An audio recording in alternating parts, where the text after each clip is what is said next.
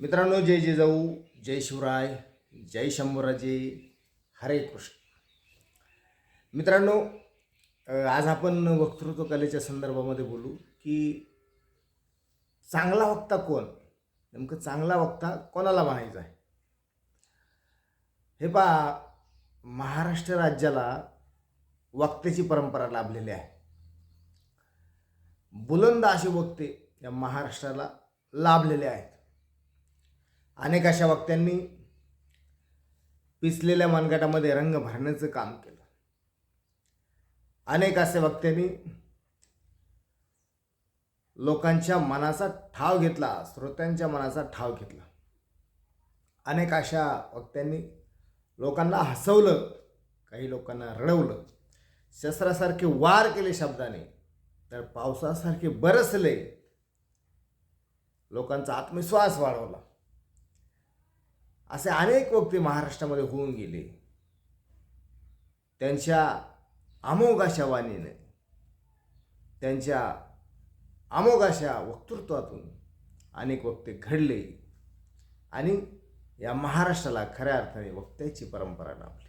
त्याच्यामध्ये वपू काळे असतील, प्र के अत्रे असतील, पु ल देशपांडे असतील, सावरकर असतील, महात्मा गांधी असतील, डॉक्टर बाबासाहेब आंबेडकर असतील, स्वामी विवेकानंद असतील, लोकमान्य टिळक असतील, अलीकडच्या काळामध्ये बाळासाहेब ठाकरे असतील, स्वर्गीय राज ठाकरे असतील, प्रमोद महाजन असतील, आदरणीय गोपीनाथ मुंडे साहेब असतील,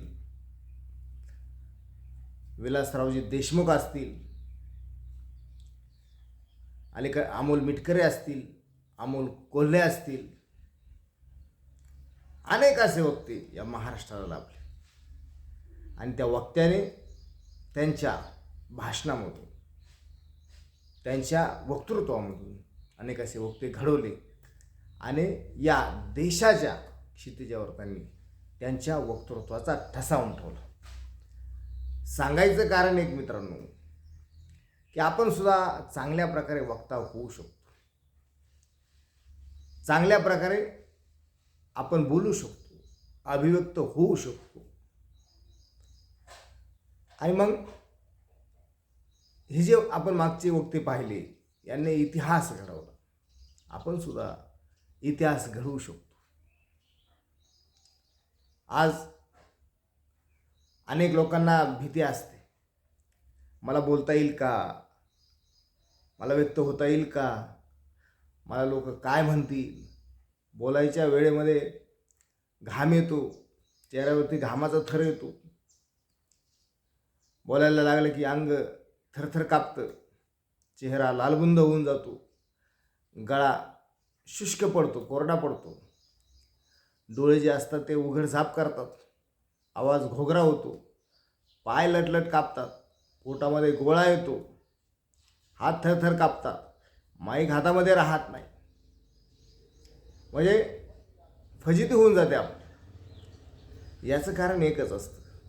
याचं कारण केवळ आपल्यामध्ये आत्मविश्वास नसतो, स्वतःवर विश्वास नसतो, अभ्यास नसतो, परिपूर्ण माहिती नसते. याचा उद्देश काय आहे, हेतू काय आहे, निमित्त काय आहे, कारण काय आहे, हे माहिती नसतं.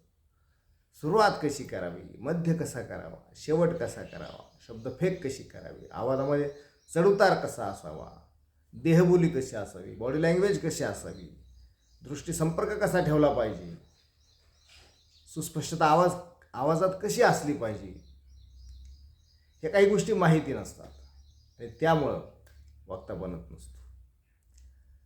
वक्तृत्व ही एक कला आहे. ह्या कलेकडे कला म्हणून पाहिलं पाहिजे आपण. जशी पेटी वाजवण्याची कला असते, मृदंग वाजवण्याची कला असते, पोहण्याची कला असते, अनेक कला आहेत. त्या कलामध्ये अनेक पारंगत होतात. तशा प्रकारे वक्तृत्व कला ही एक कला आहे. या कलेकडे आपण कला म्हणून पाहिलं पाहिजे. ज्यावेळेस आपण कला म्हणून पाहतो त्यावेळेस आपण याच्यात यश मिळत असतो त्याच्यामध्ये. आणि ही कला सातत्याने, प्रॅक्टिसने, सरावाने विकसित होणारी कला आहे. ही कला लगेच विकसित होत नाही, याला सातत्य ठेवावं लागतं, याला सराव पाहिजे, प्रॅक्टिस पाहिजे. सातत्याने, सरावाने, प्रॅक्टिसने, अभ्यासाने ही कला विकसित होत असते. त्यामुळे याला अभ्यास असाध्य ते साध्य करी साय असं कारण अभ्यास तुका म्हणे. प्रत्येक गोष्टी अभ्यासाने साध्य होत असते. त्यामुळं हे कलेकडे एक कला म्हणून आपण पाहिलं पाहिजे. तर चांगला वक्ता कोण नेमकं? तर चांगला वक्ता जो अगदी साध्या सोप्या सुटसुटीत सुंदर समजेल, पचेल, रुचेल, आवडेल, मनाचा ठाव घेईल,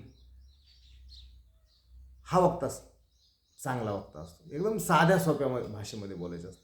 अगदी ओढून ताणून सुशिक्षित किंवा खूपच सुसंस्कृत किंवा मला खूप कळतंय अहंकार अशा भाषेमधला वक्ता कोणाला आवडत नाही. वक्ता कोणता आवडतो? तो जो साध्या सोप्या सुंदर सुटसुटीत समजेल, पचेल, रुचेल, आवडेल, सहज वाणीमध्ये, ओघवत्या वाणीमध्ये, सुंदर भाषेमध्ये, समोरच्याला पटेल अशा भाषेमध्ये जो बोलतो तो खरा वक्ता असतो. उगीच स्टेजवर येऊन, पोडियम समोर येऊन, व्यासपीठावर येऊन उगीच थैथायट करून किंवा काहीतरी आक्रमकपणे बोलून, आक्रमक कुठं बोलायचं, आक्रमक सुद्धा बोलावं लागतं, परंतु आक्रमक कोणत्या व्यासपीठावर बोलावं लागतं, कोणत्या स्टेजवर बोलावं लागतं हे कळलं पाहिजे. घरी पण तसंच आणि दारी पण तसंच बोलून चालत नाही. एकदा अभ्यास असला पाहिजे. व्यासपीठावर आल्याच्या नंतर एकदा अगदी साध्या सोप्या सुंदर सुटसुटीत समजेल, पचेल, रुचेल, सहज शब्दामध्ये आपण बोललं पाहिजे. तो खरा वक्ता असतो. आणि लोक त्याला स्वीकारतात, श्रोते त्याला स्वीकारतात, श्रोते त्याला ॲक्सेप्ट करतात, त्याला डोक्यावर घेतात. कारण त्याची भाषा ही लगेच हृदयामध्ये घर करते, मनामध्ये घर करते, हृदयाच्या कप्प्यामध्ये घर करते, मनाच्या गाभाऱ्यामध्ये घर करते ती भाषा, ते बोलणं. श्रोत्यांच्या मनाचा ठाव घ्यायचा कसं? अगदी सुंदर सोप्या सुटसुटीत सुंदर शैलीमध्ये, साध्या शैलीमध्ये बोललं पाहिजे. तो खरा वक्ता असतो.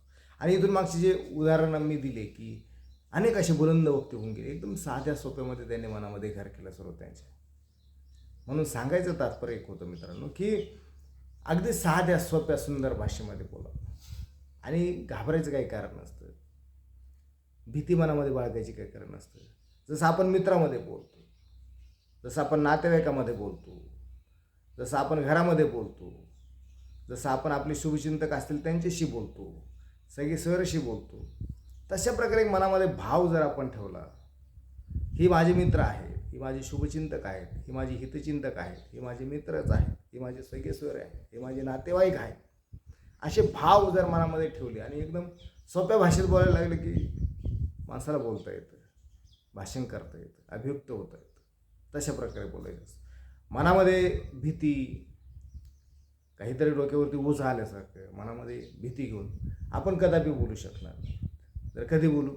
ज्यावेळेस आपले मनातील भावना आपण ओळखू की माझ्या मनामध्ये निगेटिव्ह विचारांची कुजबूज चालू आहे की पॉझिटिव्ह विचारांची कुजबूज चालू आहे, हे ओळखलं पाहिजे. मी का भीतोय, कशाला भीतोय, कशासाठी भीतोय, अभ्यास नाही का, परिपूर्ण माहिती नाही का, विषयाचं नॉलेज नाही का, हे अगदी आपलं आत्मचिंतन केलं पाहिजे, परीक्षण केलं पाहिजे. आणि ह्या गोष्टीचं एकदा उत्तर मिळालं की आपली भीती निघून जाते. म्हणून माणसानं ज्याला व्यासपीठावर बोलायचं आहे, भाषण करायचं, त्या व्यक्तीनं आधी माहिती घेतली पाहिजे. भीती कशाची भीती वाटत अभ्यास असेल, विषयाची परिपूर्ण माहिती असेल, नॉलेज असेल तर भीतीच नाही, भीती वाटणारच नाही.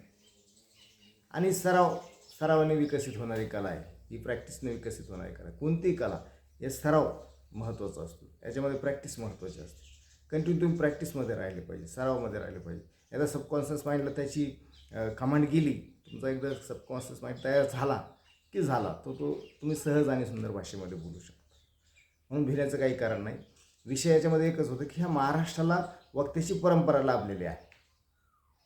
अनेक असे अमुक वाणीत बोलणारे वक्ते घडलेले आहेत, झालेले आहेत. आणि त्या यादीमध्ये, त्या पंक्तीमध्ये आपण सुद्धा बसू शकतो. त्याच्यामध्ये सांगण्याचं तात्पर्य येतो की चांगला वक्ता कोण असतो? ते सुंदर भाषेमध्ये बोलतो, सुंदर शैलीमध्ये बोलतो, साध्या भाषेमध्ये बोलतो, सहज भाषेमध्ये बोलतो, पुढच्याला पटेल अशा भाषेमध्ये बोलतो, रुचेल अशा भाषेमध्ये बोलतो, समजेल अशा भाषेमध्ये बोलतो, ओघवत्या वाणीमध्ये बोलतो, सुटसुटीत बोलतो. तो चांगला वक्ता असतो. ओढून ताणून सुशिक्षित सुसंस्कृत किंवा अहंकार काहीतरी तुम्ही असं बोलले तर लोकांना पटणार नाही, श्रोत्यांना पटणार नाही. त्यामुळे चांगला वक्ता हा बनण्यासाठी सहज सोप्या सुंदर सुटसुटीत शैलीमध्ये बोला आणि चांगला वक्ता बना. कारण ह्या महाराष्ट्राला वक्त्याची परंपरा लाभली. जर त्या वक्त्याच्या यादीमध्ये आपल्याला यायचं असेल तर सहज सुंदर सोप्या सुटसुटीत समजेल, बसेल, रुचेल अशा भाषेमध्ये बोला. तुम्हाला श्रोते स्वीकारणार म्हणजे स्वीकारणार. 10 वर्षाचा अनुभव आहे माझा हा. 10 वर्षामध्ये खूप काही ऑब्झर्वेशन केलं, खूप निरीक्षण केलं, शिकत चालू.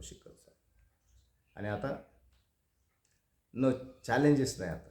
म्हणून मित्रांनो, आपण सुद्धा एक चांगल्या प्रकारचा वक्ता होऊ शकता. 100% वक्ता बनायचं असेल तर माझा नंबर आहे 98 34 98 61.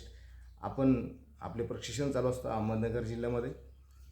कॉल करून अनेक अशा प्रश्नांची उत्तरं मी तुम्हाला सहज आणि सोप्या भाषेमध्ये देऊ शकतो. फोनवर सुद्धा देऊ शकतो. संध्याकाळी 7च्या पुढं 7 ते 9 कॉल करत चला, म्हणजे त्या वेळेमध्ये मी मोकळा असतो. मोकळा असल्यानंतर तुम्हाला एकदम सोप्या सुंदर भाषेमध्ये तुमची भीतीच काढून टाकू शकतो अशा प्रकारे. त्यामुळे जर आपल्याला चांगल्या प्रकारचं वक्ता व्हायचं असेल तर 100% कॉल करा आणि यूट्यूब चॅनल सबस्क्राईब करायला विसरू नका. आणि हा व्हिडिओ इतरांनाही शेअर करा, जेणेकरून त्याला ह्या गोष्टी माहिती होतील, तो सुद्धा बोलू लागेल. त्याचीसुद्धा समाजामध्ये पद, प्रतिष्ठा, प्रसिद्धी त्याची वाढेल, ओळख वाढेल, मित्रपरिवार वाढेल, त्याला समाजामध्ये किंमत मिळेल. हा व्हिडिओ शेअर करा. ज्याला ह्या गोष्टी माहिती झाल्या तर 100% त्याला पद मिळतं, प्रतिष्ठा मिळते, मान मिळतो, सन्मान मिळतो, पैसा मिळतो, ओळख होते, मित्रपरिवार वाढतो, त्याच्या व्यवसायामध्ये वाढ होते. केवळ भाषण करणं जर तो असेल, मग तर त्याला व्हायचं असेल, व्यासपीठावर जायचं असेल तर 100% या गोष्टी फॉलो करा. यूट्यूब चॅनल सबस्क्राईब करायला विसरू नका. जय जिजाऊ, जय शिवराय.